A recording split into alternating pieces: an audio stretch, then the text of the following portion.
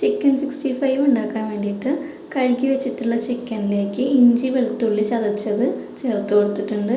പിന്നെ ഗരം മസാല ചേർത്ത് കൊടുത്തിട്ട് അതിലേക്ക് മൈദ ഒരു 2 ടീസ്പൂൺ മൈദ, പിന്നെ മുളക് പൊടി 2 ടീസ്പൂൺ ചേർത്ത് കൊടുത്തിട്ടുണ്ട്. ഇനി പാകത്തിന് ഉപ്പ് ചേർക്കുക. ഇനി ഞാൻ 2 കോഴിമുട്ടയാണ് അത് ചേർത്ത് കൊടുത്തിട്ട് നമുക്കിത് നന്നായിട്ടൊന്ന് മിക്സ് ചെയ്തിട്ടെടുക്കാം.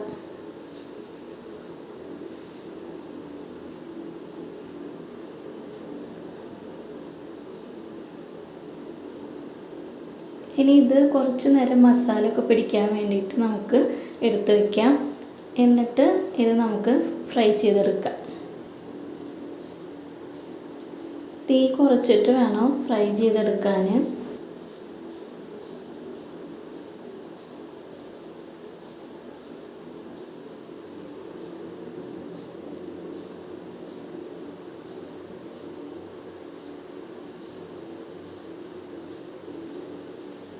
ചിക്കൻ ഫ്രൈ ചെയ്ത് മാറ്റി വെച്ചതിന് ശേഷം ആ എണ്ണയിലേക്ക് കറിവേപ്പിലയും പിന്നെ പച്ചമുളകും കൂടിയിട്ട് നമുക്കൊന്ന് ഫ്രൈ ചെയ്തെടുക്കാം.